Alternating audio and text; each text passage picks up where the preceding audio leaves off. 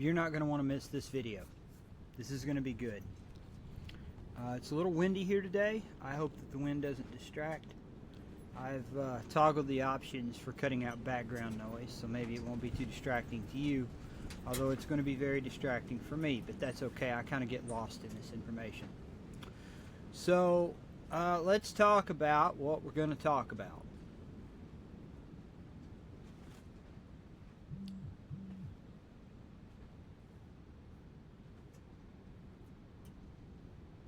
We are going to talk about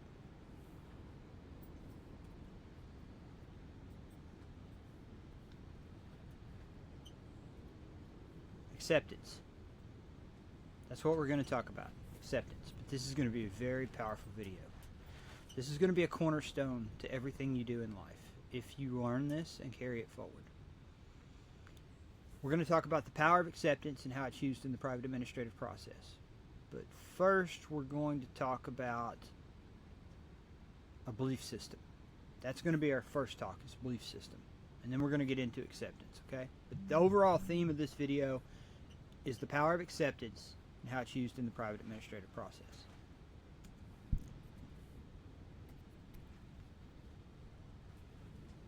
So we're going to talk about belief system. We're going to talk about what the acceptance is, the definition of it.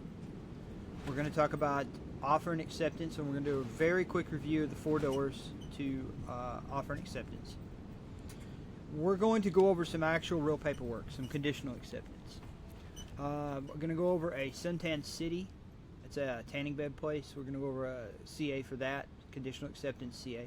One for a hospital, one for an insurance company. We're going to go over a court motion conditional acceptance. It's shaped like a court motion. Sometimes when you draft these things, you want to try to make them look a little bit more court-like. We're going to go over an Internal Revenue Service conditional acceptance, and we're going to go over a traffic ticket and a court appearance. Okay, there's a lot in this video, and at the end we're going to talk about facing the beast. All right, now there is a lot to talk about in regards to belief system, because your belief system is the very basic of all this, right? And most of us live our lives as if it's just a series of things that happen to us, right? A thunderstorm rolls in, you know, you have a flood, you get the hiccups, your stomach's growling in the middle of a business meeting, and we shrug like, oh, that just happened, right? We even treat being born like it's some type of cosmic accident, right? We forget that breath itself is a gift to us, right? Life isn't random. It's divinely appointed, okay? Psalm 139 says that all the days ordained for me were written in your book before one of them came to be. All the days ordained for me were written in your book before one of them came to be. You are not here by chance. You are not lost in a sea of chaos. You're known. You're seen. You're placed, okay? Now, we've been trained to view ourselves as accidents, right? Like, that's what they tell us. We're just we're on this blue spinning marble in the middle of this black void, warbling through space at 1 billion miles an hour. We're just flesh and bones tossed into a cold, cruel, and different world. And so, a lot of times we just live like we're orphans, right? Like we're disconnected from any purpose. We believe that we don't belong here, that life is dangerous, that we're powerless, that we're at the mercy of whatever comes our way. But Isaiah, in Isaiah 45, reminds us that God did not create it to be empty, but formed it to be inhabited. Now on down the road, I'll get more into, if you all would like, where I think this world came from and what our purpose here is. But this world was made for us to fully live in it. Are you fully living in this world? Are you being who you could be? Are you being what God needs you to be, wants you to be? You're not a bystander to this story. You're not a victim of fate. You're a child of God, created in His image, and you were invited into this unfolding of this realm, okay? And it is a huge story, and we all have a part in it. Now here's something else. All events are neutral until we judge them. You can have a broken plate, You can be late to work because of the traffic. You can have a storm. You can have a hard conversation with someone you like or a hard conversation with someone you don't like. They don't carry meaning until we decide what they mean. And our human nature rushes this stuff. It wants to label it. This is bad. This is unfair. This is punishment. But what if we waited? What if we trusted that there's a purpose to all this pain that we go through? That all things work together for those who love God. That's Romans 8. Acceptance doesn't mean that you approve of whatever has been happening or whatever has happened, right? It means you recognize that God is still in it. It's what Jesus showed us in the Garden of Gethsemane. Not my will, but yours be done, Lord. That's not weakness. That's kingdom strength. So imagine this. Before time, because our realm is based in time, it's one of the realms that has time. Before pain, before you ever cried your first tear, you were known. You were chosen. Ephesians 1 says that he chose us in him before the foundation of the world. So all this thing that you're in right now, this realm, it began in the heart of God, and you said yes to it. You said yes to this life. You said yes to the joy and the fire, the learning, the refining, to all the ache of being alive in this world. But you've not been conscious. And we're going to show you how to be conscious. To be conscious is to be aware of one's surroundings and one's identity. You've probably only been getting some of that right. Very little bit of it.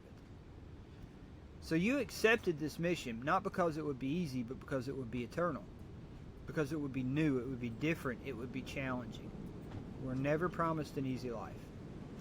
So the next time that something just happens, I need you to remember, it's not just happening to you. It's a pretty good chance that it's happening for you. It might even be happening through you. And maybe, just maybe, you don't need to control it. You just need to trust the one who holds it all.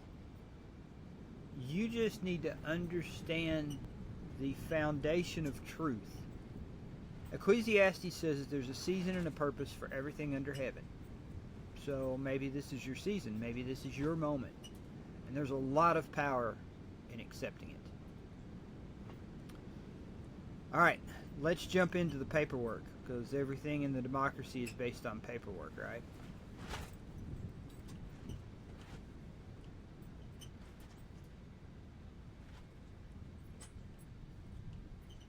All right, let's go over a definition of acceptance.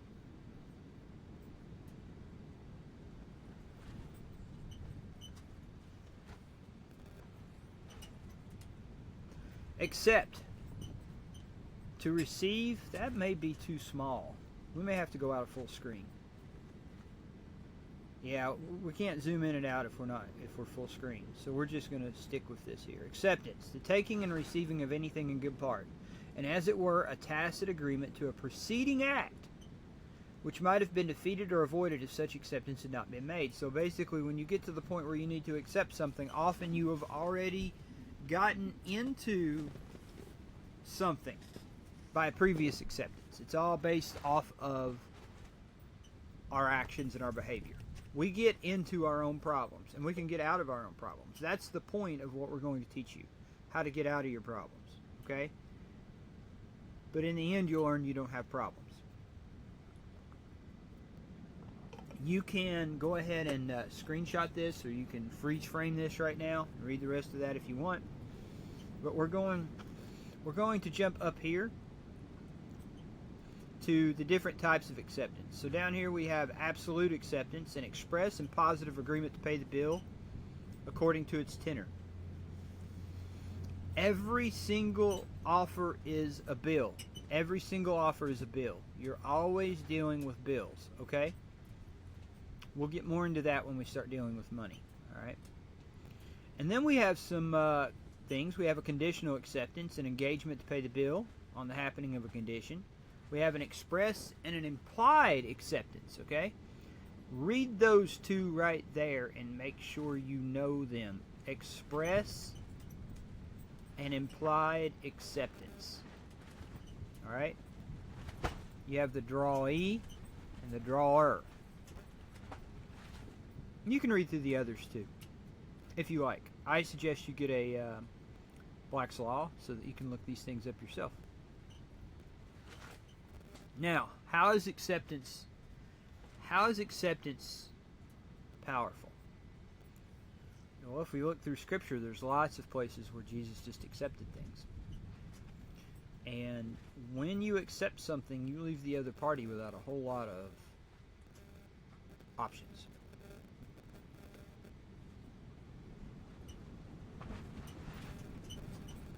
This is an old article that I wrote back in 2020, about 5 years ago. I wrote it in a rush, but it has some valuable information. I had to really consider my teaching style with this stuff. I wanted to give you nothing but polished, beautiful information. And I realized you need to see the rough. You need to see the difficult. You need to see the stuff that was done 15 years ago. Okay? Understand that everything I do, I would do it differently a second time. You ask a man who builds a house if he would build the house the exact same way or if he would do something slightly different. There is no one who does something that wouldn't do something slightly different the next time. Sometimes really different. If you're doing something and it's not working and you keep doing it over and over, they say that's the definition of insanity. I've looked up insanity. That's not the definition of it. But it is kind of dumb. Alright, so this was a template that I wrote. I put a little bit of humor in it. I'm just going to pick out some stuff here. You can freeze the video and read the whole thing. But it basically says that the most powerful tool you will ever possess in our commercial world, be it civil law, family law, criminal law, or any other law, it's all commercial law. It's all trust law. Is the ability to perfect a claim. And you'll see some words there. Law equals contract. Well, contract equals law. Law equals contract, and contract equals law. When you see a police cruiser and it says law enforcement, I want you to think contract enforcement. We make law through our actions and behavior constantly. We're going to talk about perfecting a claim over the next few weeks, but I often get asked, well, what have you won with this? What have you accomplished? Well, here's just something in the year 2000 I wrote down. Obtaining private insurance disability benefits for myself and 5 other people. Obtaining Social Security disability for 3 people. Helping the 3 people who got SSDI keep all their SSDI and maintain all their private insurance benefits, because normally the insurance company calls SSDI an overpayment, and folks end up giving the private insurer any amount over their original benefit amount. So let's just say that you get MetLife disability and it's $2,000, and then you get Social Security disability and it's $1,000. Well, MetLife will say, well, your cap's $2,000. We're going to take that $1,000 you get from Social Security. But that's only because we agree to changes as we contract. I've stopped many bounce check fees. That was one of the first things I experimented with. You can clean up credit reports, stop collection efforts from creditors, and you can stop foreclosures. Foreclosures are tricky. They're rough. The land is probably one of the most important things that the beast system has, and so they do everything. They go all out to protect their interest in the land, their assumed interest. I've beat a federal grand jury indictment, and I stopped my own termination by a vindictive manager that was above me at a Fortune 100, and prevented the state from collection efforts on unemployment benefits of over $10,000, each paid out to 3 different people. So that actually expanded after the year 2000, because what they did after the Corona thing is they started going back after the people that they had given unemployment benefits to, and they sent letters to folks and said, hey, you know that $15,000 we gave you? Yeah, we want it back. It's really easy to handle that if you know how to do the private administrative process and conditional acceptance. It's almost impossible to handle it if you don't know these tenets, okay? So there's hardly a day that goes by that a knowledge of contract law won't come in handy to you. All right, so we're going to look at Suntan City. It was a conditional acceptance that I wrote a long time ago, 2013, 14, 15. It's a silly little matter, but it was a matter nonetheless. And I wouldn't do it the same way today, but it worked. And so I'm going to show you how this worked, okay? Because what they did was they contracted with a minor, a girl who was 17, and then when she moved, because she moved to another area, she didn't want to continue having the Suntan City annual payment. They were charging her monthly. They were just going to keep charging her monthly. So look what we wrote here. Now, I'm a big fan of, at the top of the documents, writing the words that labels the document. I like that, okay? I like to put the name of the document at the top, whatever the document is. It's very plain. It's like when you put stuff in a jar and you set it on your shelf. Put a label on it, all right? So this was written to Suntan City, a debiting of account. It's sent to Mr. Joshua Cassidy. It says, I'm the primary account holder and the account holder with the highest security interest for the account being debited in the name of minor child Jessica L. Flannery. I am conditionally accepting your offer to debit the account in the amount of $54.98, and that was monthly. That was monthly. Upon proof of claim, that, and then I gave 7 proofs of claim. Why don't you go ahead and, rather than me reading each one of these to you, why don't you pause the video and read those? Here, I'll make them bigger.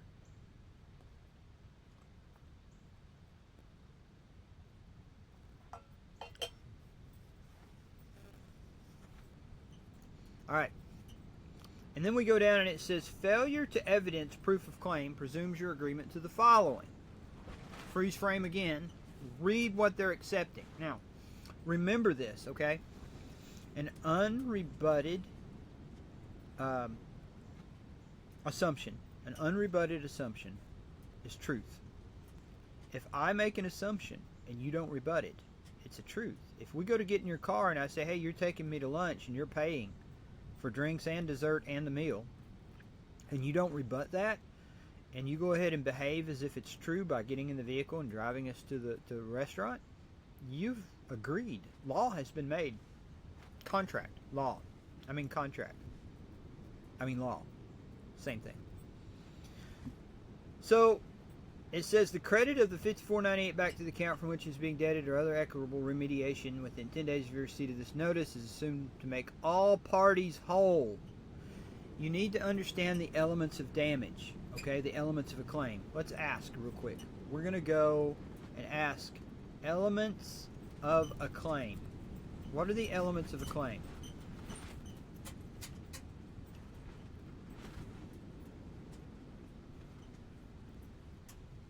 U.S. Department of Labor seems to really want to get their stuff out there.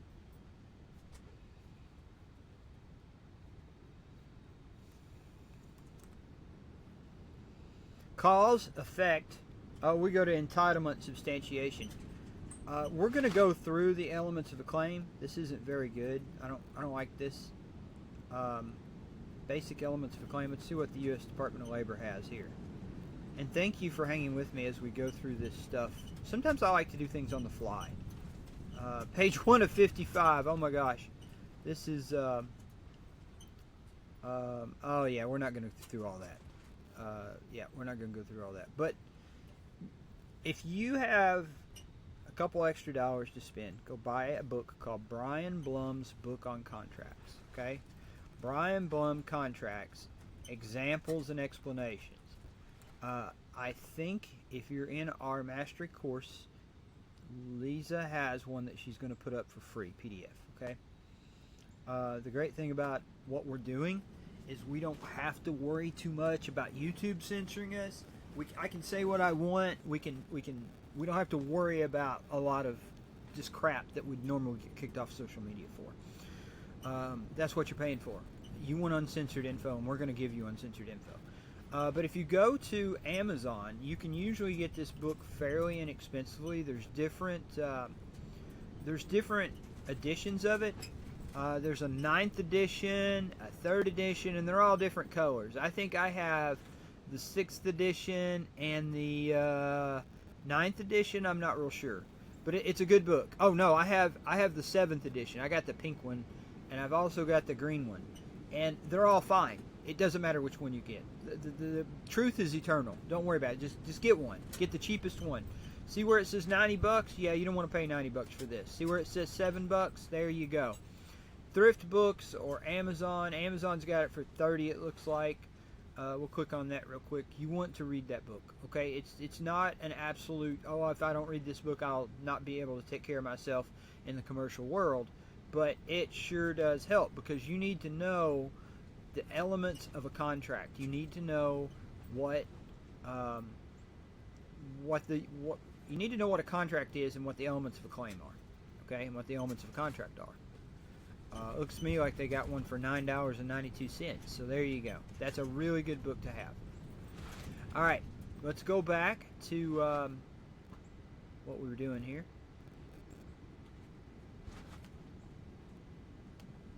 And it says, now this is a pretty important paragraph here. I use this in a lot of stuff, okay? You have 10 days, right here, this part right here. You have 10 days from the receipt of this conditional acceptance to respond on a point-by-point basis via sworn affidavit under your full commercial liability, signing under penalty of perjury that the facts contained therein are true, correct, complete, and not misleading. Every single part of that is important, and we're going to be going over every single part of that in later classes. Mere declarations are an insufficient response. Something I added to that, and you'll see it in later documents, I put mere declarations are an insufficient response, and an insufficient response will be treated as a non-response. So I could have sent this to them and they could have sent back a chocolate chip cookie. But is that a sufficient response? But what if they sent back a cookie and I kept it? You know, years ago, I was on a call and we were talking about this stuff. We were trying to figure all this stuff out. This was 2011, 2012. And one of the guys on this call, it was a video call, one of the guys on the call, we were talking about a bank keeping a promissory note that was written. And that, his aunt, he lived with his aunt. His aunt was walking by. She was like 90 years old. And she stops and she looks and she said, well, she said, did they keep it? And of course he stops and he looks back and he's like, what's that, Aunt Marge? Her name was Aunt Marge. This is totally serious. So what's that, Aunt Marge? She said, did they keep it? And he said, yeah, Aunt Marge, they kept it. She said, then they've been paid. If they kept what you sent them, they've been paid.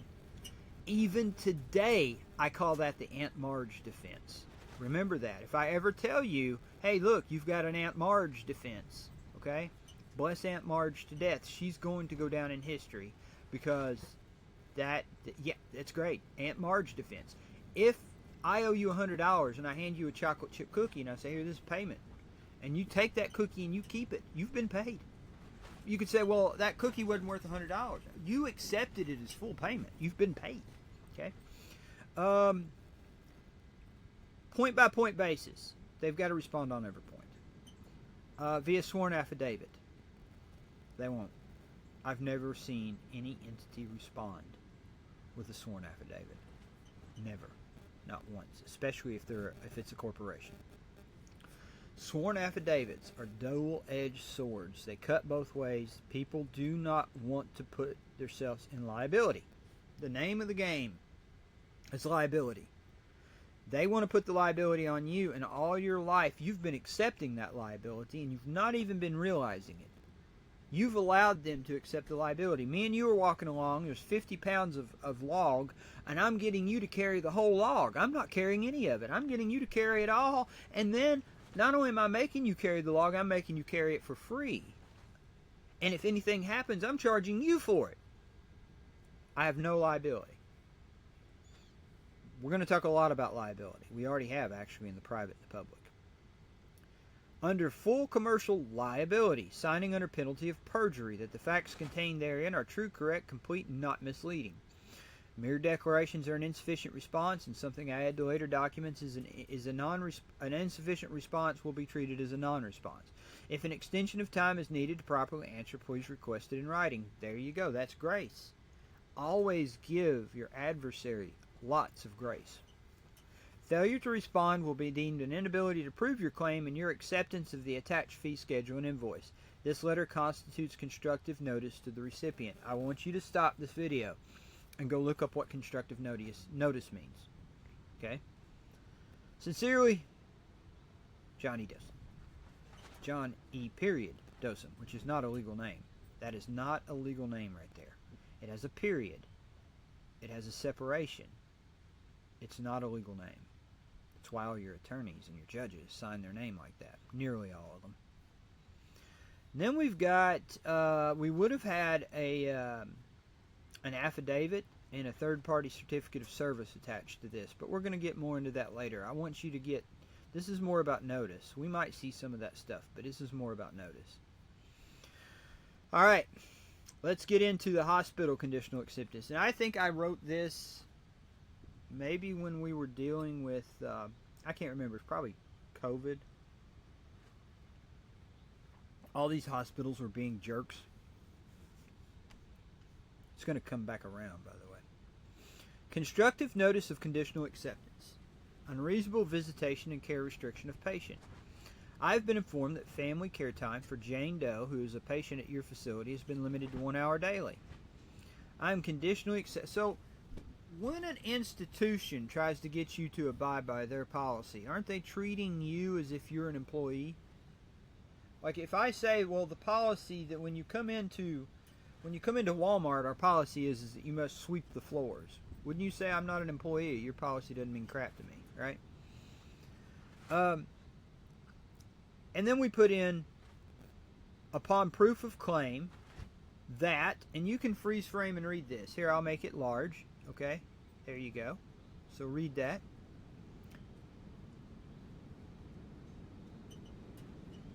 Now you see how you can formulate these conditions, right? We're going to be practicing formulating conditions. You want the conditions to be related to the matter at hand, of course. Here's that paragraph again. You have 10 days from the date of this conditional acceptance, blah, blah, blah, blah, blah. I'm going to give that to you. You're going to have that in a template so you can copy paste it, okay? That sentence, you should be able to write that sentence in your sleep, all right? Look at this. We put an urgent time stamp on here. It's assumed you'll respond within 4 hours receipt of this letter with the understanding acceptance is the unduly restrictive family care time in place currently places Doe in danger of harm from negligence and that hospital will be fully liable. We're putting the liability back on the other party. Oh, here's an affidavit. See this part of this affidavit where it says commercial affidavit and it's got 3 bullet points right there? Those 3 points are always that right there. The undersigned affiant, John E. Doe, hereinafter affiant, do solemnly swear, declare, and state as follows. 1. Affiant is competent to state the matters set forth herein. Affiant has knowledge of the facts stated herein. All the facts herein are true, correct, complete, admissible as evidence, and if called upon as a witness, affiant will testify to their veracity. Okay? Why would you need to testify to an affidavit? Because in a public courtroom, an affidavit is hearsay. More on that later. 4. Plain statement of facts. Now, this is actually an affidavit of negative averment. What is negative averment? Let's cover negative averment real quick. It's very important. We may have already covered it, but it's important enough. I want you to get this. I want you to get the basic stuff over and over again. I heard that Bruce Lee said, "I do not fear a man who has practiced 1,000 moves. I fear a man who has practiced one move 1,000 times." Get good at the private administrative process. Get good at it. I'm going to give you all the elements. Lisa and I are going to give you all the elements. You won't be beatable if you just stand on the agreement. Here's the way negative averment works. Let's say I'm a police officer, okay? And I knock on your door one morning at 6 a.m. And you live in a subdivision, and I say, "Hey, you've got a neighbor over here. His name is John James. We found Mr. James dead in his kitchen floor this morning with a knife in his back. He's dead as a doornail. Deader than 4 o'clock. Did you kill him?" Now, I'm asking the question. I'm acting as king. I am trying to obtain jurisdiction over you. If you answer, if you answer my question, then obviously I have power over you. Why would you answer my question if I didn't have power over you? So let's just say that your response is, no, I was asleep in bed. I did not kill Mr. James. Prove it. You just made a statement, you have to prove it. If I'm your boss and I tell you to go wash the windows and I say, did you wash the windows? And you say, yes, I did, I can say, prove it. If you can't prove the windows are clean, I can fire you. So what do? How about negative averment? You see why they didn't teach this stuff in school? Negative averment would work like this. I've seen no evidence that I killed my neighbor, Mr. James, and I don't believe any such evidence exists. Boom. What'd you just do in the ping pong ball game? You put the liability back, the obligation back on me. You said, hey, you prove to me, where's your evidence? Do you have evidence that I killed him? Because I don't believe there's any evidence that I killed him. If you just said no to that, and I wanted to, I could arrest you. Because I have jurisdiction. You just gave me jurisdiction.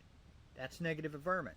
There is no evidence that hospital, it's supposed to be the name of the hospital, will suffer any damage or be placed at any disadvantage by lifting, I think that was a mistake looking back on it, by lifting the unreasonably restrictive family care time in the case of patient J&J Doe, and a client believes that no such evidence exists. Could we have done more? Plain statement of facts. Yes, we could have done a lot more. But that one covered it. Try to keep it simple. Okay, so really, if you've got this as a template, you only have to write one line in here, plus replace the X's with your name, or your person's name, or your private name, or whatever, right? And then there's a thing here to get it witnessed by a notary public. More on that later. You don't necessarily have to do that. An affidavit can be witnessed by a couple of friends. The more witnesses, the better. 10 witnesses is better than 1, but 2 witnesses is all you really need. I've done things with just 1 witness, and I've done things with no witness. So what are they going to do? Go to court and say, well, you only had 1 witness, and we won't accept an affidavit unless there's 2 witnesses.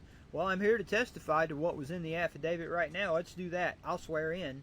You shouldn't swear, but I'll go ahead and testify to this. I'll go ahead and testify to what's in the affidavit. Is there anyone here that's provided any evidence to the contrary? No? Well, let the record show that my affidavit is hereby entered into the record as truth. Remember, truth is sovereign. This is a certificate of service. Service of process is very important. I can write documents all day, but if I just keep them and I never give them to you, you don't have an obligation to respond, right? You can't respond. It's not possible. Service of process is very important. Every jurisdiction in the public has service of process rules. Well, in the private, you need to prove that you gave it to them. You can do a third-party certificate of service. That would be like you were writing this to the hospital and I say, hey, Jane or Joe, I'll go mail this for you and I'll be the third party certifying that this is mailed. Or you can just do it yourself. There is such a thing as a notary certificate of service. Notaries can do this. They don't know it usually. You have to train a notary. My suggestion, if you're going to get into all this stuff, would be, and I've never done this, but I need to, and I'm going to have a couple people close to me do this. It would make things a little easier, is get your notary stamp. It costs like $50 a year or something. As a notary, you're actually a representative of the highest power in the state for commerce. Who is that? The Secretary of State. You're representing the Secretary of State as a public notary. There's also such thing as a county notary, which is a private notary. Try to find some information online about a county notary. You're going to find it very difficult. There's a book out there. We'll talk about that later. All right.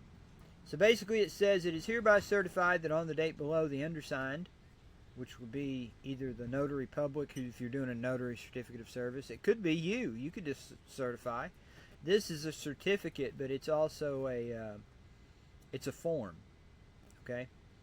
Mailed the following documents: a constructive notice of conditional acceptance issued by blah blah blah on this date. commercial affidavit issued by blah and dated on this date, and a reference copy of this notary certificate of service, because this is framed as a notary certificate of service. So you only have 3 elements here, and it's very easy. You have a conditional acceptance,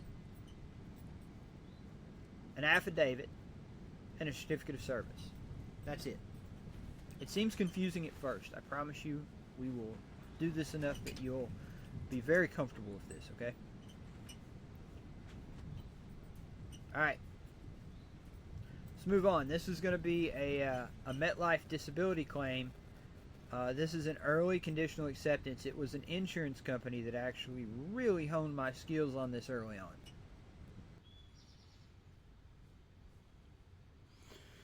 So, this was a letter that was sent to MetLife during a time when what a insurance company will do is they'll try to drown you and your medical providers in paperwork. And this was an early thing that I did. I finally I condensed this to one line, just one main line in the middle is what I eventually condensed it to.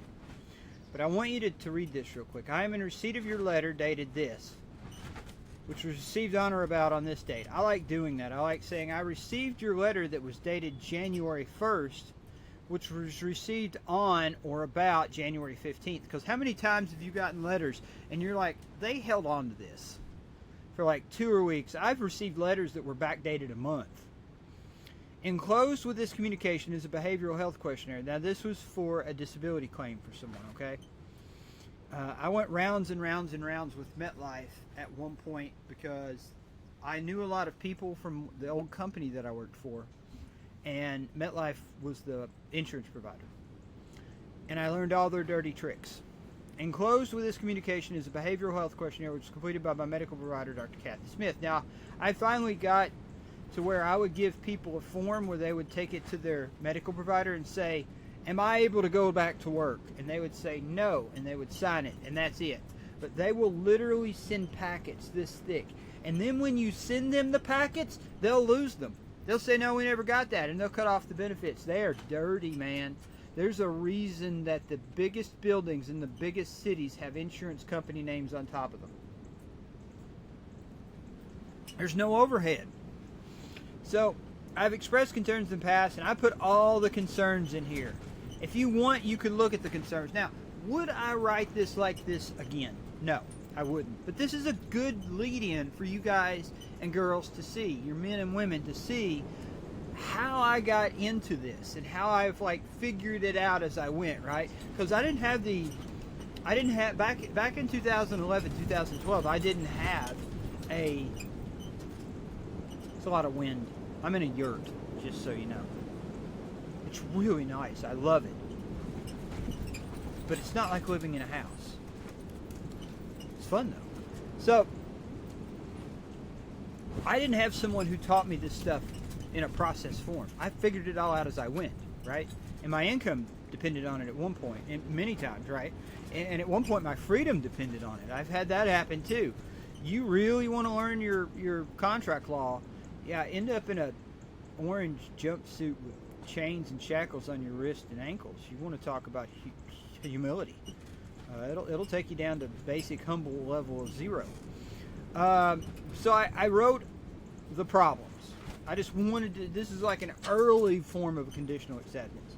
And then I put my intent in there. I want you to remember that. Intent is extremely important. If I swing a board around on a construction site and I hit you in the head, and I'm like, oh my God, I didn't know you were back there. I'm so sorry. You've got your head cut open. You're like seeing birdies and stars circle your head. We have to take you to the hospital. You're probably going to be a little teed off, but you'll probably be like, man, I'm sorry. I walked up behind you. Watch where you're swinging the board. I'll watch where I walk. I mean, blah, blah, blah, right? Like we'd work it out. But what if I hit you with the board intentionally? That's a totally different thing, right? Same result, but the intent is different. Intent is extremely important. It's often very important for you to state your intent. That's why it's nearly impossible to get a prosecutor for fraud, because you have to show that they had an intent to cause damage. How do you do that? In the public, anyway. You can do it in the private, but it's hard to do in the public. Nearly impossible, actually, if not impossible. It's called qualified immunity. Qualified immunity doesn't exist when you're coming from the private. My intent is twofold: to deliver to my provider questions that can be answered reasonably well, blah, blah, blah, and to provide MetLife concise information. That's the good intent. Notice that I said I'm not refusing any offer. Even back then, I kind of was getting it, right? Like, you don't want to refuse an offer, right?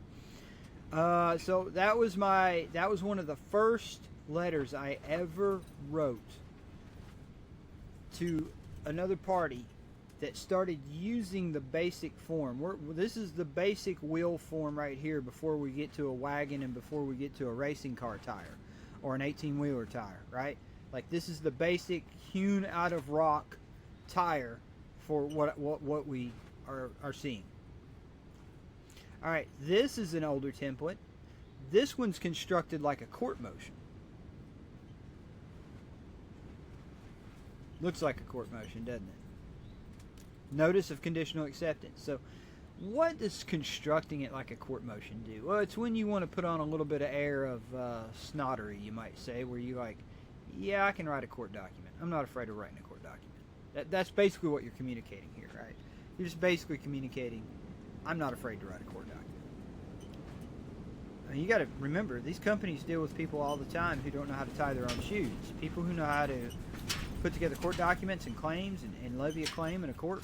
Oh, that's a different thing. People will treat you differently once they see that you are in tune with the system. Okay, so this is the conditional acceptance.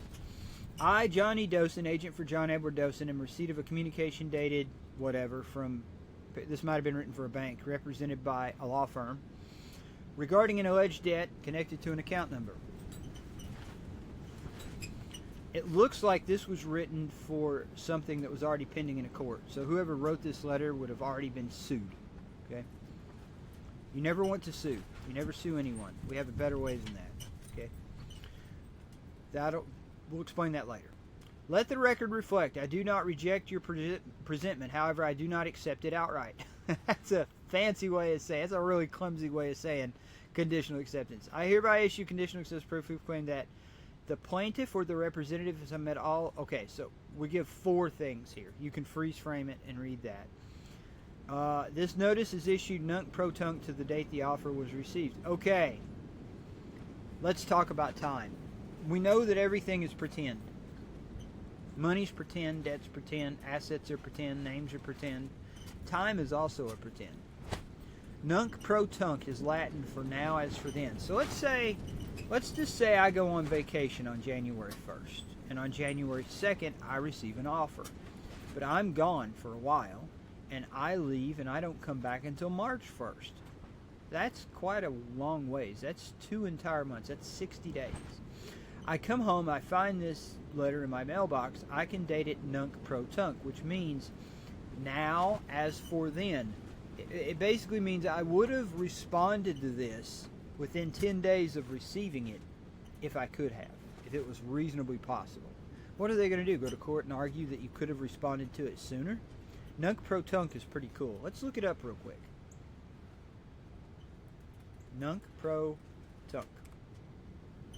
Nunc pro tunc is a Latin term that means now for then. It is commonly used in the U.S. legal system to signify that a court ruling or order applies retroactively to a ruling made at an earlier date. You can use it in private documents too. Latin still means the same thing in the private. In basic terms, a nunc pro tunc is a type of assignment that is backdated. Oh, we're getting into monetary instruments and assignment. A nunc pro tunc assignment will be signed on a particular date, but parties will deem the assignment to have been granted on some earlier date. You can nunc pro tunc a letter. All you have to write is nunc pro tunc to January 2nd, 2015. And you can backdate it. How far can you backdate it?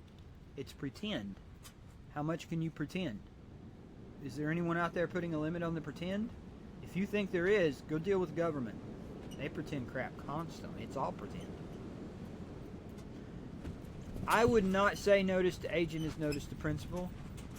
I have a different thought on that now. I consider myself to be the principal. Not sure I would use that. Maybe I would.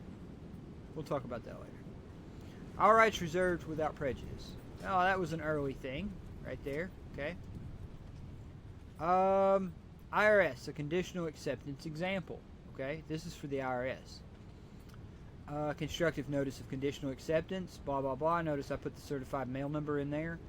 Go get a bunch of certified receipts from the post office and just have them on hand. That way you've got the coupon number already.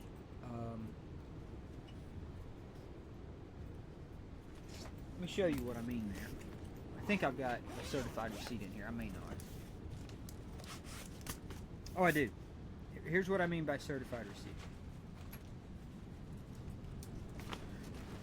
If you don't already know, it's this right here. With this, what you do is you take the envelope. So, let's just take a piece of paper and assume it's an envelope, okay? So let's just pretend this is an envelope, okay? Here's where you would put the to. This is where you would put the from up here. I know that looks backwards because I think we're mirror imaged here, but you take it and put it up there. This number right here peels off. See this right here? See how that peels off? And you can literally put that number at the top of your document. Like, see how I've got that right there? Here, let me make this bigger. I'm sure people are probably mad at me by now. Okay, so here's the certified mail receipt, okay? And the number's repeated 3 times. It's here, here, and here, okay? And here's what's going to happen. You're going to take this. You can just take it in the envelope and give it to the postal clerk, and they'll take care of it. I always put them on there because I know where they go. They go, if this is an envelope, and this is the to, and this is the from, and I'm trying to do that so the mirror image doesn't mess you up. You take off this thing right here, okay, this comes off, and you put it at the top of your document. It makes it really easy. You don't even have to write the number out. And then when you pull this whole thing off here, it looks like this. You pull this whole thing off. There's a dotted line, and the way that you put that on your letter is you fold it at the bottom line like this, so you can see at the front of the thing it says certified mail. But on the back of an envelope, if the clerk is looking, what the number would be gone, but they'd still see that green strip right there, okay? So they would know it's a certified piece of mail, and they better take care of it, right? And so what will happen is you write who you're sending it to in here. When you get to, you just leave this attached, and when you get to the post office, they'll stamp it right here. They'll take their stamp with the round USPS thing and stamp it.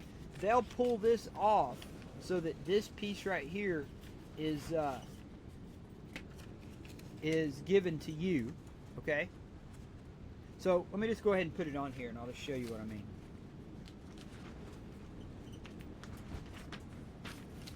It'll look like this. So you take this off, nice and sticky, and you'll put it at the top of your letter. So if this is your letter right here, you just put it up at the top, just paste it in there, right? Boom. Now you've got, I put it upside down. Now you've got the number on there, okay? So this is your original. You always keep the originals, okay? You take this thing right here and you peel this wax backing off, and it's going to look like this. Just throw this away. This is just trash. And now you've got this. This detaches right here like this, but you don't detach that. Let the postal clerk do that. So if this is the to and this is the from, you put it up here like this, and you bend it over like this, so that little green strip's on the back. That enables them, no matter which way this is laying, they know it's certified mail. They can see that, so it's certified. You'll go to the post office, you'll pay the $5 or $6. You'll have written on this right here who you're sending it to, but this is totally for your records. They will detach this after stamping this right here. They'll detach this and give it back to you. The only thing that gets mailed is this. All they need is the barcode that's got that number on it. That's it. That's all they have on the letter, okay? And the postal clerk can do that for you. Just take it in there. They'll tell you how to do this stuff, but that's what I do. It just saves me time. Now I take this right here and I put it with my original. I actually take tape and just tape it on to like the back of it or something. So I've always got the number. But the number's already on top of the document anyway, if this were the document. So there you go. That's how you use certified. Alright, let's get back to it. So this was for the Internal Revenue Service. I am in receipt of your letter dated this date. I am conditionally accepting your offer in that letter of filing a corrected return. So apparently what was wanted here was that the IRS was wanting a corrected return. They were saying there's an error. The 2008 Form 1040 individual income tax based on a petition identified as frivolous. Oh, they wanted a corrected return because they were saying that it was a frivolous return. You'll hear that a lot with the IRS. They'll just say, oh, your paperwork is frivolous. The 2008 Form 1040 reflects a desire to delay or impede the administration of federal tax laws, and that there are defects contained within the form, and that there are defects contained within the 1099 OID, original issue discount, and formation returns attached to 2008 Form 1040. Now, they will give you a name. The person doesn't exist. The IRS makes crap up. If this came from me from Miss Green, I guarantee there's no Miss Green working for the IRS that sent me this letter. But it has Maureen Green employee ID, so apparently I spoke to someone who had that name and ID number. You got to go off what they give you, right? You have 30 days from the receipt of the... Oh, does this sound familiar? You have 30 days from the date of this conditional acceptance to respond on a point-by-point basis via sworn affidavit. But they will never do that. They'll never respond like that. This letter constitutes constructive notice to the recipient. And then we have, apparently I used a third-party witness, Sally Smith, notary public, blah, blah, blah. Here's the commercial affidavit with the usual stuff. I put in a plain statement of facts. Notice that's negative averment format, okay? And a notary certificate of service. So I used a notary to do this. It's a real pain in the butt, and you're going to have to train a notary to do that. You don't have to, okay? I don't even think it's necessary. But that's what I was doing back then, okay? Now, see what we got next. Oh, this is going to be good. Okay, so let me give you the background story here. I was traveling in my in a motorized vehicle, and I got pulled over for no seatbelt. That's it. That's what caused me all this paperwork.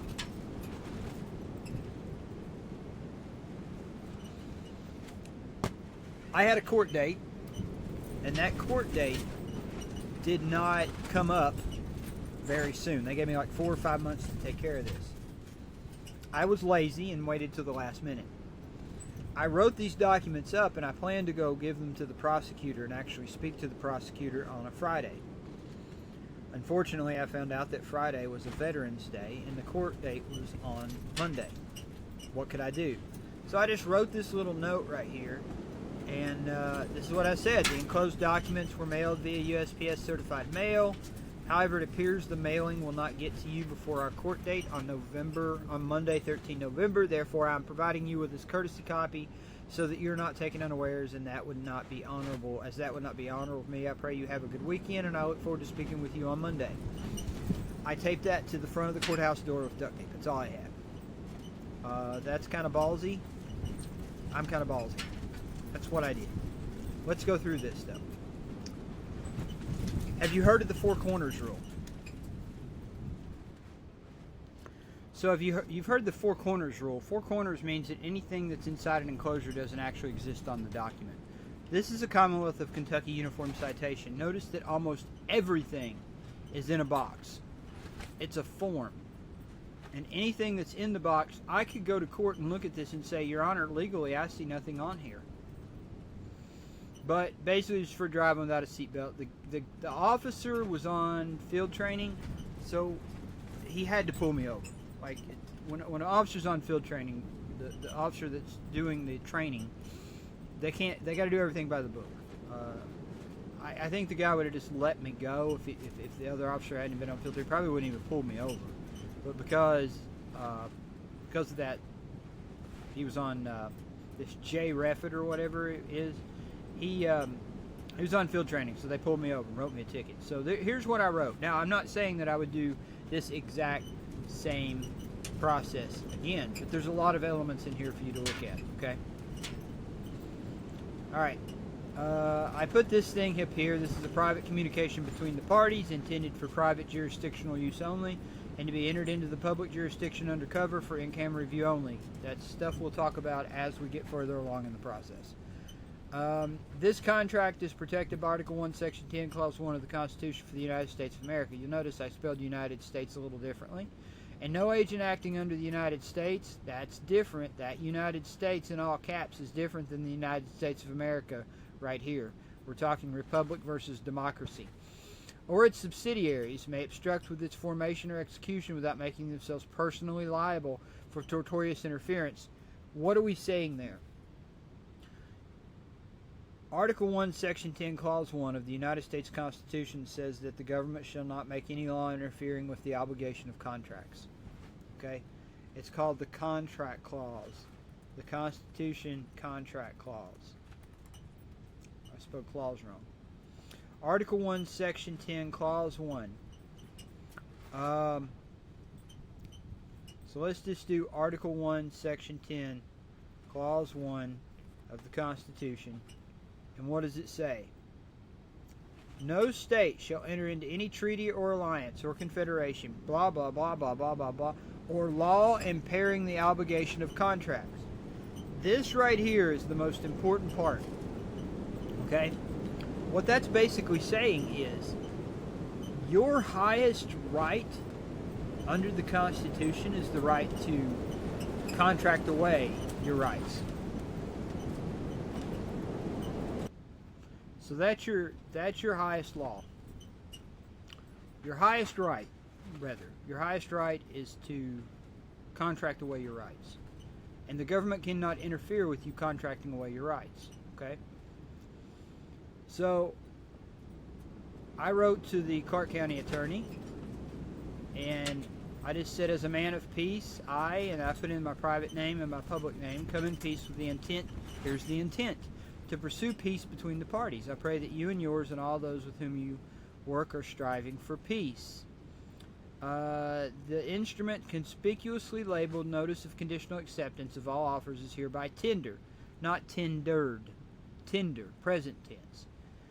To receipt by, and then I put my private name. The private name is an internationally protected person. Okay? Let's look up what an internationally protected person is.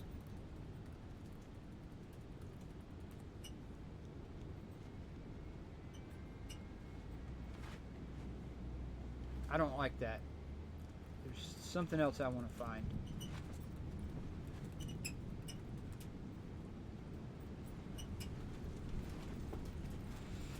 We want the definition of internationally protected person in federal law.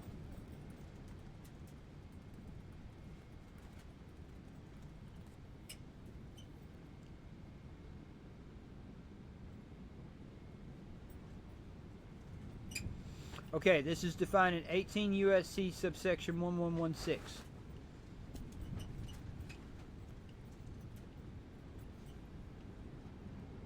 That didn't work out.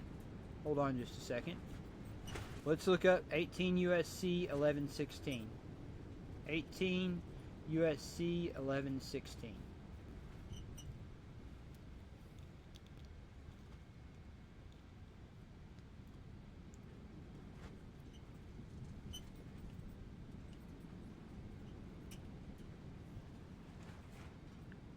We'll get to it. Be patient. Sometimes it takes a second. I probably should have had all this done, but sometimes you just jump in and do things, and it often comes out better when you just do it. What is an internationally protected person? So we've got 18 U.S. Code, subsection 1116. Murder or manslaughter of foreign officials, official guests, or internationally protected persons. Internationally protected person means a chief of state or the political equivalent, head of government or foreign minister, any other representative, officer, employee, or agent of the United States government, a foreign government. The private is foreign to the public. Remember that. So when you're dealing with the public or the private versus the public, okay? Don't worry, I'm going to make that bigger. What you have to understand is that probably spelled private, right? What you have to understand is that John E. Dosen is private. Dosen John Edward is private. These are all private people, okay? John Edward Dosen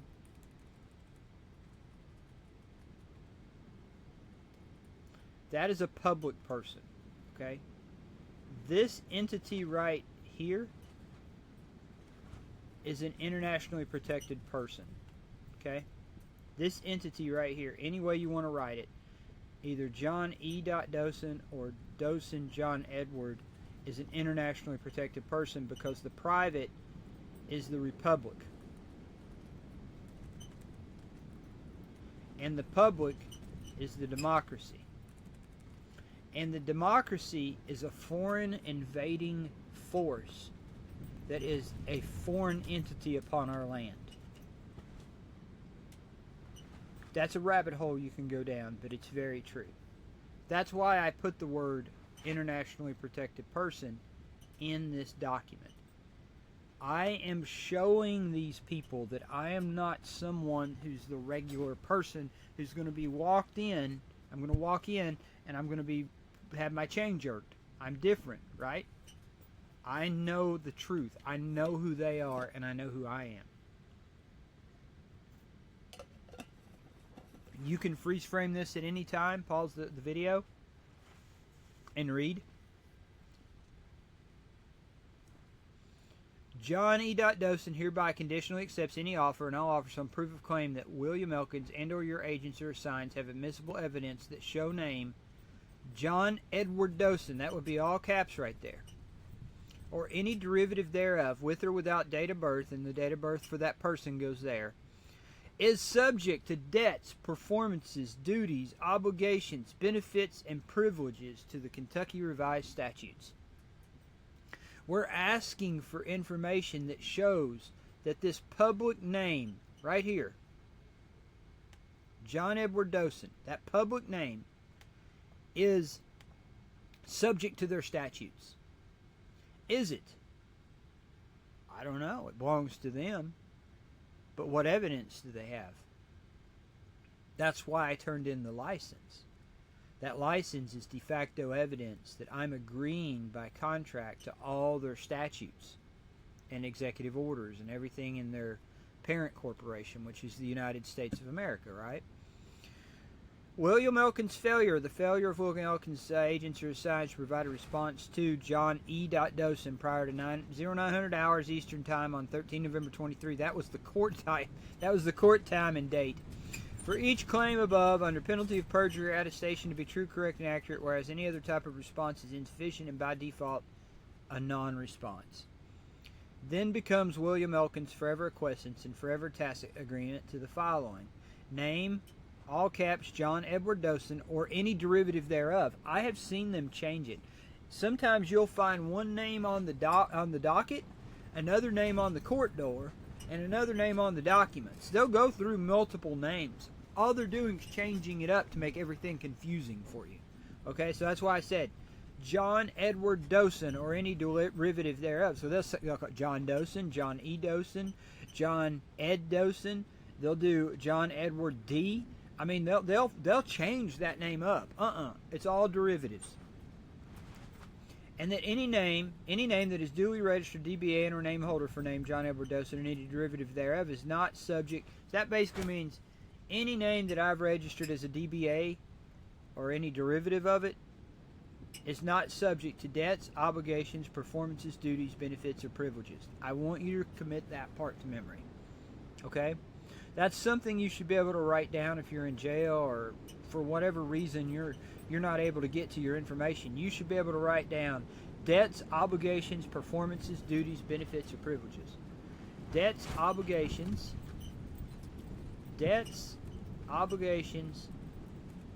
duties, performances, I kind of forgot it for a second. Duties, benefits, privileges. Duties, benefits, privileges. I think that's it. That may be spelled wrong. I think it's No?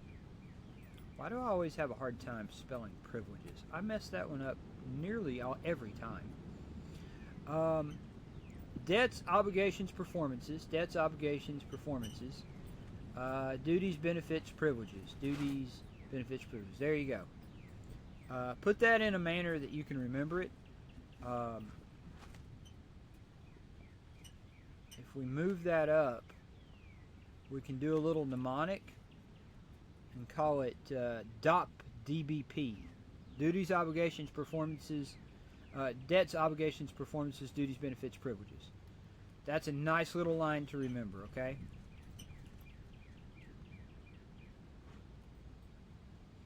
Any name that's duly registered and any derivative thereof is not subject if they don't respond. I also put in there that he would be liable for any harm, loss, or damage, and that I retain power of attorney over any account number created or initiated by them. Oh my gosh, do you know how powerful that is? That is so powerful. I'm saying you're assuming, government, that if you create any account number that you're going to connect to John, all caps John Edward Dosen, I'm the one that's going to have the power of attorney over it. That's my assumption. They would have to rebut that, because remember, an unrebutted assumption is truth. I hope you finish that for me. An unrebutted presumption is truth. An unrebutted presumption is truth. Some of these things I just want to nail into your head, because I've had to nail it into mine. Something I just had a conversation with someone about is, you may not think you're ever going to do this or get into any kind of trouble where you're dealing with prosecutors or anything. But here's the thing, if you don't understand this stuff, if you don't understand these concepts, how do you fill out paperwork for employment or for taxes, IRS, any of that stuff? Like, there's so many things. I mean, just going to the hospital, if you have to go to the emergency room, filling out paperwork. You need to understand this stuff. Does a hospital have power of attorney over your name? Then how can they tell the holder of the name what to do?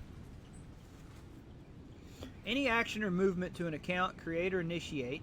Now notice I didn't say created or initiated. I used present tense. Create or initiate by William Elkins or any agents, assigns, or successors thereof that does use either name, John Edward Dosen or John E. Dosen or whatever, assumed name, shall only be at the initiation of John Dosen that is either made or I can't. I'll give you the entire template for this if you want it, but you have to reach out to me. It's a good learning document. I don't say that you should take this and use it as a template. You should write your own document. It should come from your heart, okay, with the concepts that you know. This is something I wrote after quite a few years of messing things up, okay? Responsibility to provide notice of agreement herein. William Elkins is solely responsible for duly notifying all offices, agents, departments, officers, agent representatives obligated to perform the agreement herein. Because who is my adversary in this ticket right here? Who's my adversary? Is it the Winchester Police Department? Is it Refit, J period? Who's my adversary? Is it the Winchester Police Department? It's the Commonwealth of Kentucky. Who represents the Commonwealth of Kentucky in this jurisdiction? William Elkins. So I just went straight to William Elkins. Could I have taken on the police department? Yeah. Could I have sent stuff to the governor? Yeah. Oh, yeah. Who is the ultimate CEO for that police department? Not the chief. Go on up. It's the executive branch. The police department isn't under the judicial branch. They're under the executive branch. Okay? They're not under the legislative branch either, which is why they don't know the laws. William Elkins is solely responsible for duly notifying. I'm putting all responsibility on him. William Elkins is solely responsible for any fee schedule made at my discretion that does find William Elkins is in one of the agreement herein. Okay.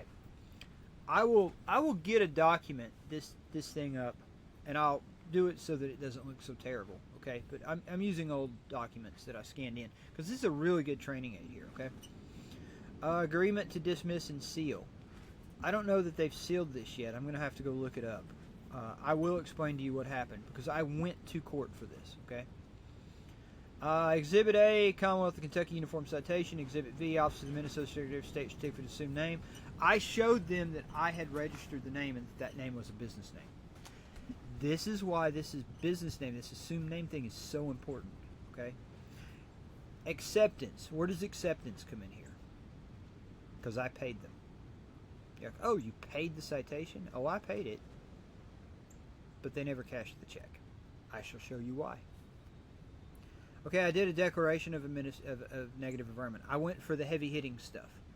Declarant has been shown no William. Declarant has been shown no. That should say evidence. Declarant has been shown no evidence that William Elkins and or your. It's funny. You go over these things and you go over them when you write them, and then later you're presenting them and you find all kinds of mistakes. And your agents or signs have admissible evidence that show name John Edward Dosen or any derivative thereof with or without date of birth is subject to debts, performances, duties, obligations, benefits, or privileges to the Kentucky Revised Statutes. I'm going for the heart shot, the headshot here. This is the headshot. This is, if you can't show me evidence that that name is subject to the Kentucky Revised Statutes, you ain't got crap. You don't have anything. I mean, all this paperwork that I just showed you could be boiled down to that right there. I, John Edward Dosen, John E. Dosen, declare, certify under penalty of perjury under the laws of the United States of America. Notice I use the private. That the foregoing is true and correct. Executed nunc pro tunc to August 20th because I waited forever to do the paperwork. On the year of our Lord and Savior, Jesus of Nazareth the Christ, 2023. Now, I want you to look at this check. I wrote a check, okay, and there is writing on the back of the check. It is a blank check. That is a blank check, okay? I made it payable to the Clark County attorney. I left it blank. I didn't put anything in here. I did not worry because I knew they wouldn't cash it. Now, if you write one of these checks and they cash it, well, that's surprising. I was taking a risk. I had never done this before. This was new. I did not know of anyone that had ever done this. I just thought if they want money and I send them a check with a blank payment thing and they don't cash it, Aunt Marge defense, right? So all this stuff that's on the back of that check, there it is. I typed it out for you. It was very difficult to write that small. Frankly, I had to ask a woman to do it. This is a good faith effort by John Edward Dosen to pay alleged debt being pursued by William Elkins hereinafter. So there's an alleged debt. Acting as Clark County attorney in alleged case. And, well, there's the case number if you want to go look it up. If you find a warrant, let me know. I haven't. By endorse and enforce, not endorsing, not enforcing. By endorse and enforce check, that's not a misspelling. Number 1206, William Elkins agrees he, his agents, and assigns is able and willing to provide admissible evidence that name, John Edward Dosen, is subject to debts, obligations, performances, duties, benefits, and or privileges to the Kentucky Revised Statutes, and agrees to do so within 3 business days of enforced check number 1206. Not enforcement, not enforced, enforce. That's not a misspelling. Should check number 1206 be enforced, not enforced, enforce, without admissible evidence that name John Edward Dosen has debts, obligations, performances, duties, benefits, and privilege to the Kentucky Revised Statutes, William Elkins agrees to reimburse name John Edward Dosen, because that's not me. I'm not going to say you have to reimburse me. 10 times the face value of check number 1206. So let's just say they cashed it for $5,000, but they didn't endorse it, or they didn't show me evidence that the name was subject to statutes. That's the key. How is that all caps name subject to their jurisdiction? We give it to them. you give it to them. If you hand me a club and I hit you with it, you hand me a club, and on the club it says, whoever hands this to you, hit them. And I hit you. And you say, oh, you hit me. You caused me damage. Shame on you. No, you did that. You gave me the club with the instructions to hit you. That's what you're doing when you walk into a court or have any confrontation with government, and you assume that they do have power over the name and that you are the name. You're the individual. Failure to endorse and enforce check number 1206 by 0900 hours. This is a contract. I accepted their allegation of a debt and said, here's a blank check. Make the dang thing out for whatever monies you say, whatever currencies, whatever credits on account or Federal Reserve notes of face value you say I owe. And if you don't, if you do, then you agree to show me evidence that you have jurisdiction, or that the name is under the Kentucky Revised Statutes. If you don't, then you agree to dismiss and seal the case. So, you're going to ask me, well, what happened in court? I'm going to tell you. When I went to court for this particular thing, remember it was a Friday. I put the papers on the courthouse door on Friday. I went to court on Monday, and we went in, and immediately I saw it was row after row after row of church pews, and then you've got the bar that's in the front. There were two bailiffs in the back, sheriff's deputies. One was a girl, one was a big old hulking guy. They had another deputy in the front of the courtroom who was behind the bar, and he was the true bailiff. All right. I'm sitting there, and the judge comes in, and they say, all rise. Now, I've not prepared any script for this, okay? The one guy who's supposed to know all this stuff, I just walked in, and I'm sitting there, and I have my, I have this right here. This is just a thing. Looks professional, right? It's got a bunch of stuff in it. I got stamps. I've got certified receipts, right? Like I showed you all ago. I've got registered receipts, right? You should get yourself some of these too. We might find a use for those as well. The mail system is incredibly robust. Oh my gosh, the highest court in the land is the Postal Union. We'll talk more on that later. Anyways, I got bunches of stuff in here. I've got paperwork. I've got all kinds of paperwork, court paperwork, stuff like that. Just my stuff. It's got folders in here. Oh, look what I've got here. Look at this. Oh, this is great. Oh, look at this. Office of Minnesota State certificate for the name. Okay, so here's my assumed name certificate, the actual real one. Okay, you can look it up if you want. I'll gladly give you the number. This is one of the names that I go by and use. Notice that they're laminated. I have them laminated. Wouldn't want them to get wet, you know. I one time filed an amendment to mine, and I put a bunch of name holders on my Minnesota assumed name certificate. I have, where I turned in my license, not my license, my person's license, I actually have the document in here that shows that oh, here's a Kentucky assumed name certificate. Well, I had it somewhere here. There's so many documents here. Anyway, when I get pulled over, this is the kind of stuff I hand to the police officer. Totally messes with them. I will tell you that the best thing you can do is just not get pulled over. If you're going to drive without a license, travel, whatever, I know people make a big deal about all that. If you're going to travel without a license for your person, you are going to have some issues eventually. We'll discuss that later. When I gave my person's license back to the state, I made sure they gave me something in return. This is a voluntarily surrendered license affidavit. Now, I'll tell you why you want to get this later in another video.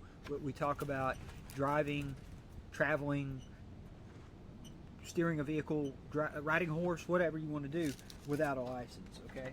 But if they ever try to pull me over and say, "Hey, you're driving on a suspended license," because that's what they're leading up to, I'll have this, and this is their affidavit. This is an affidavit from the Department of Motor Vehicles, Kentucky Transportation Cabinet, that says that I turned in the license. How can it be suspended? I've got some more paperwork I'm going to walk you guys through too as I do it. Okay, so I go to court. First thing I notice is this looks like church pews. Okay, literally, I'm thinking, holy crap, I'm in church. I'm in church. This is church. And the guy comes in wearing the black robe, the Druid priest robe, the black robe, right? So he's an agent of death. He's a messenger of death, you could say, right? I mean, honorable guy, I'm sure. Yeah, he's honorable. It's great. Love them all. They're great. I'm glad we have this government. I'm not against them. I am a friend of the United States. I'm a friend of the Commonwealth of Kentucky. Okay? I don't want to go to war. I don't. I want to make peace. That's the purpose of all the paperwork that I just showed you. All this paperwork right here, this is to make peace.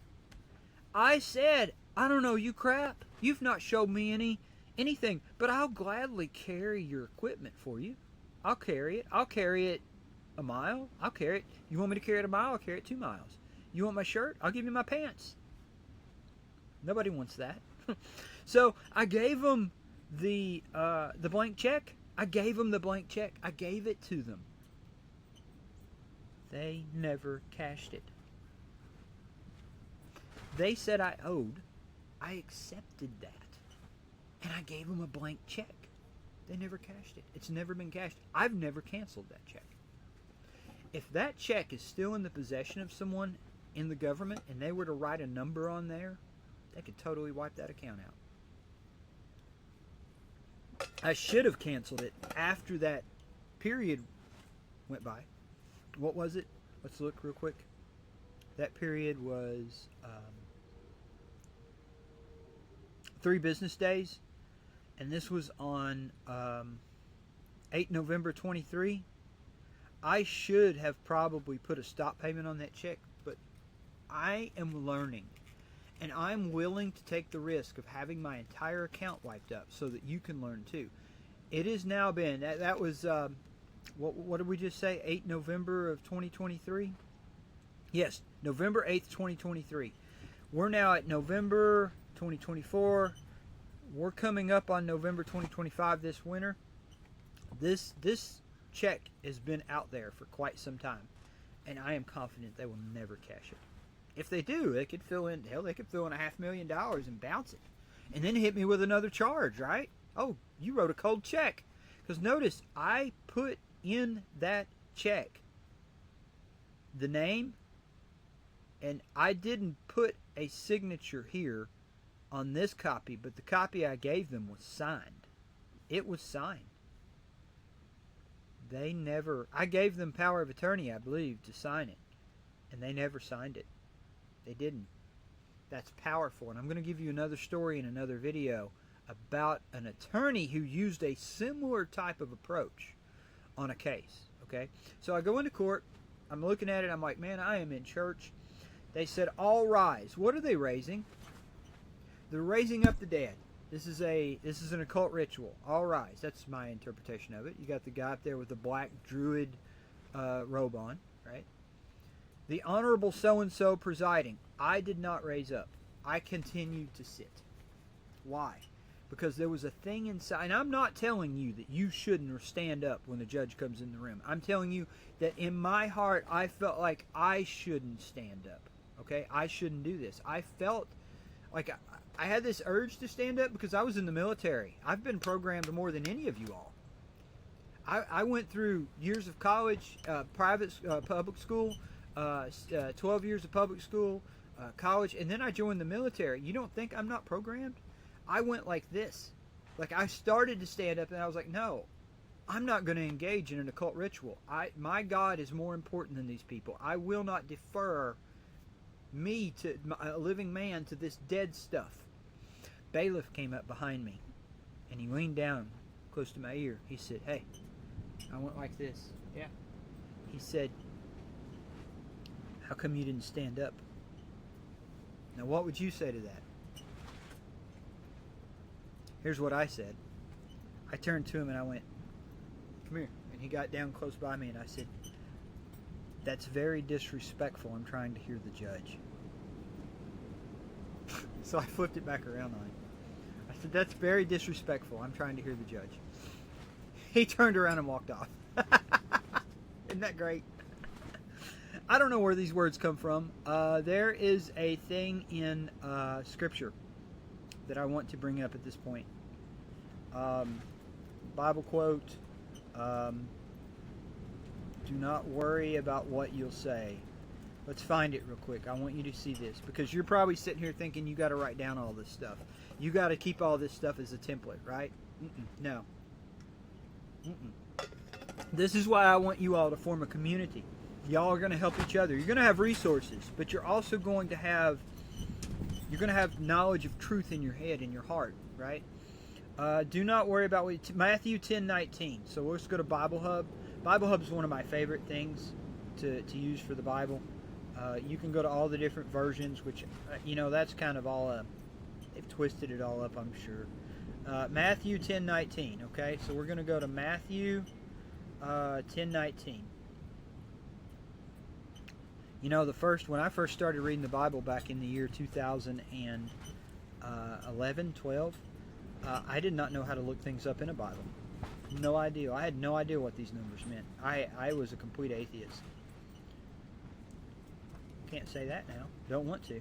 Matthew 10:19. So let's just choose the King James Version. Right? I like the King James Version. Sometimes I'll flip over to another version just to see what it says. Right? And I know we're approaching an hour and a half on this video. And guys, I'm sorry. There's so much info. I mean, at the very least, you could pause it and come back and finish the rest of it later. Right? So Matthew 10:19. Okay, so Matthew 10:19. But behold, I send you forth as sheep in the midst of wolves. I send you forth as sheep in the midst of wolves. Be ye therefore wise as serpents and harmless as doves. Does God want you to be an idiot? Does he want you to be naive? No. Wise as Satan. Wise as a serpent. He's telling you, you need to be as wily as they are. But harmless. Harmless. They could have filled in that number on that check and cashed it. They could have. But beware of men. There you go. Beware of men. For they will deliver you up to the councils, and they will scourge you in their synagogues. Scourging doesn't necessarily mean physical. You ever been in court and been chewed out by a judge? You got scourged. You'll know it. And ye shall be brought before governors and kings for my sake, for a testimony against them and the Gentiles. If you think learning this stuff is going to keep you safe, you're full of crap. And I'm going to explain that more later. It will keep you safe eventually. It will protect your soul. But you can't be guaranteed of physical safety, because no matter how much you know, you could step outside of your house and get hit by a truck. But when they deliver you up, take no thought of what ye shall speak. For it shall be given to you in that same hour what ye shall speak. For it is not ye that speak, but the Spirit of your Father which speaketh in you. So I go to court, and I have this packet that I've already given them. When I taped that thing to the door, that packet had that blank check in it. Okay? No, I had mailed it. I mailed it, but I had a copy of it in it. Okay, I had a copy of it in it. So it actually got mailed via certified mail. Problem is, it probably didn't get to them until after Monday, which is why I said to William Elkins, I said the enclosed documents are mailed via USPS certified mail number 7022041000007868911. You could probably go look that up, actually. I don't know how long they keep that stuff in their database, but it probably would still pop up for the USPS, for the Postal Service. I am providing you with this courtesy copy so that you are not taken unawares, as that would not be honorable of me. I don't want to be honorable or dishonorable. I don't want to be honorable. I don't want to be dishonorable. I want to be honorable, okay? I want to be honorable. I want to be nice to these people. I pray you have a good weekend, and I look forward to speaking with you on Monday. I'm saying I will come to court and I will talk to you. They count on you being afraid. Does this sound like the letter of someone who's afraid? When I walked into that court, was I afraid? Hell yes, I was. Anybody who's not a little bit worried when they walk into a court's full of crap. Some part of me was still afraid, but I was able to overcome it. A brave man or woman is not someone who isn't afraid. It's someone who's afraid but goes ahead and does what they need to do anyway. Remember that. So here's what I said when they called my person's name. John Edward Dosen. And I waited. I didn't do it on the first call. John Edward Dosen. Is John Edward Dosen in the court? Here's what I said. I stood up and I walked to the bar. Now here's what they were doing. The bailiff was opening the gate to the bar, a gate, like you'd lead cattle into, and he was motioning people in, and he would actually tell them to shut up until they got behind the bar. Because when you enter that bar, you're entering into the jurisdiction of that court. That's admiralty law. That's why they have the gold fringe flag. You can call it conspiracy theory all you want to. You can say it's just decorative. I find it really difficult to believe that thousands of courts in this entire land have a gold fringe flag just for frickin' decoration. That's stupid. Anybody who says that is insane. And when you step there, you're stepping... That judge is the captain of that ship.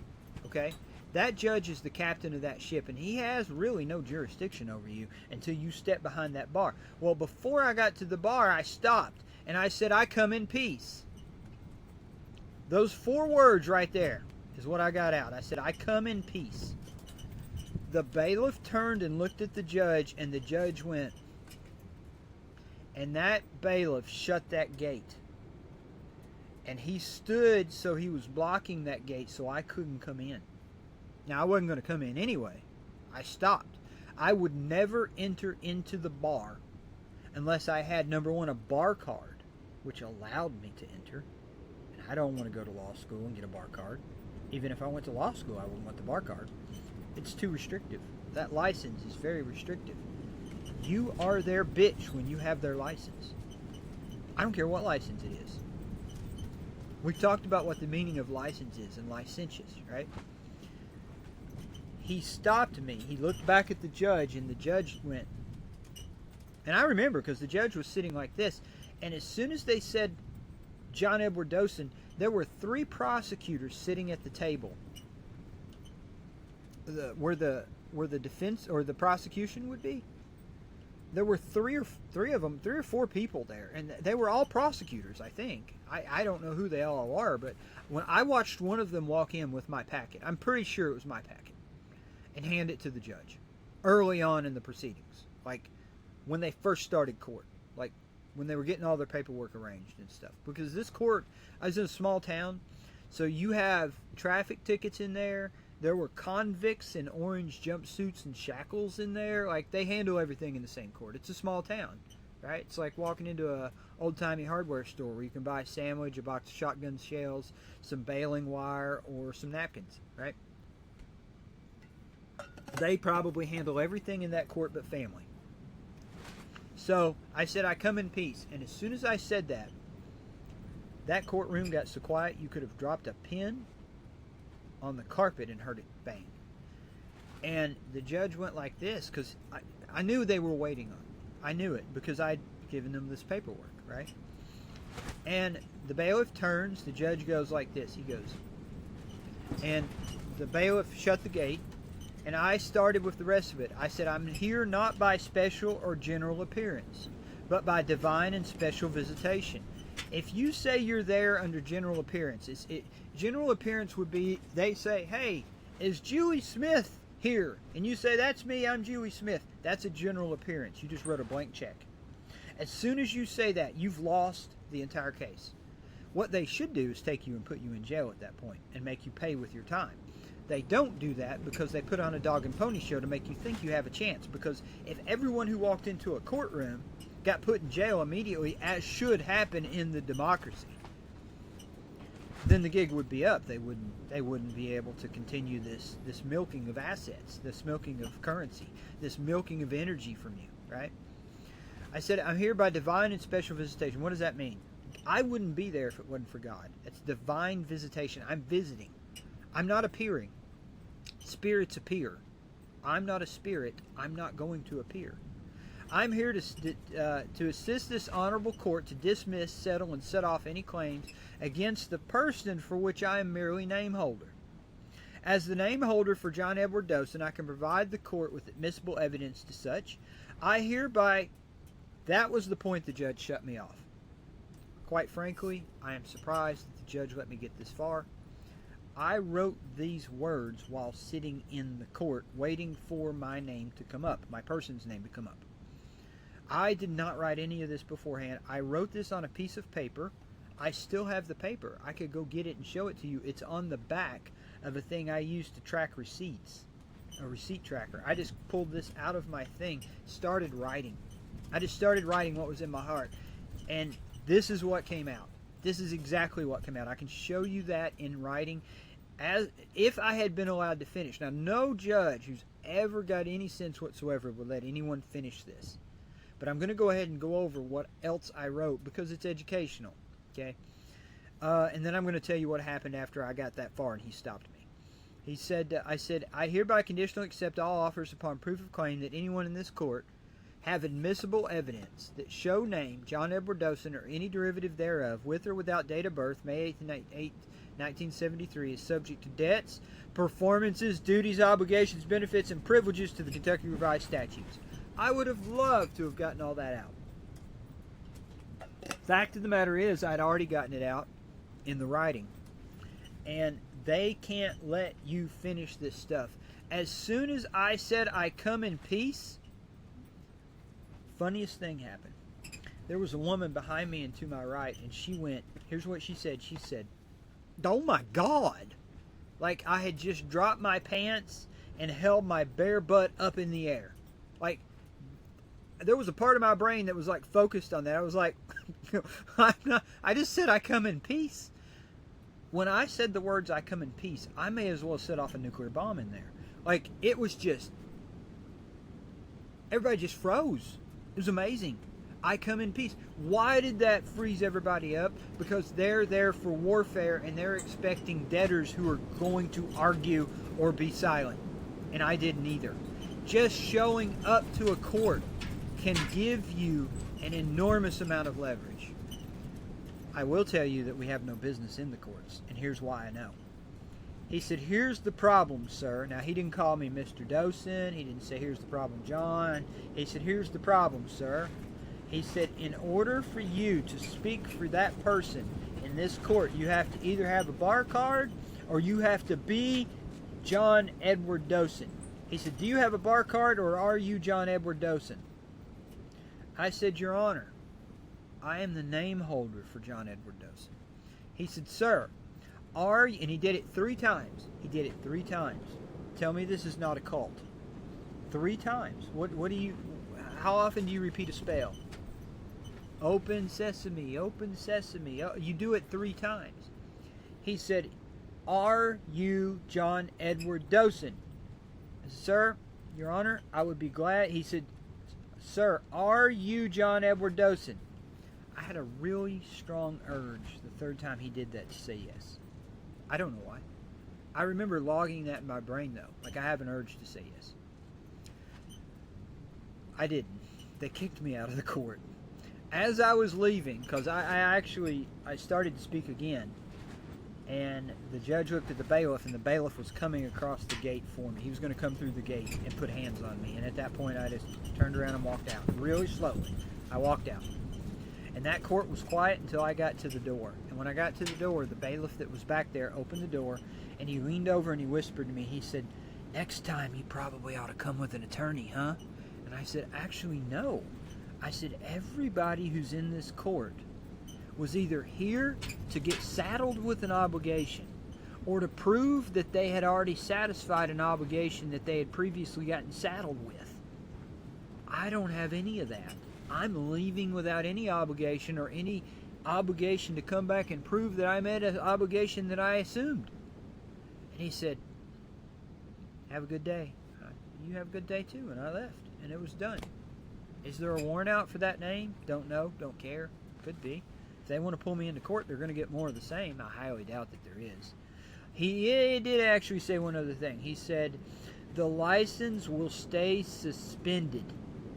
Here's what we're going to do, he said at the end. He said the license will stay suspended. He is covering his butt for the people that are in that room, because if they didn't make it look like I got in trouble, other people will be like, well, what did he just do? Do I need to do it? I can't be causing that kind of havoc for them. We can't be turning all these debtors into creditors. You know how much trouble that would give to the United States and its subsidiary corporations? Okay, let's close this up. This is an hour and 40 minutes in, and God bless you if you've been able to hang with it through the whole time. I would assume that you've had some breaks. I do want to go over something with you. Let me find it.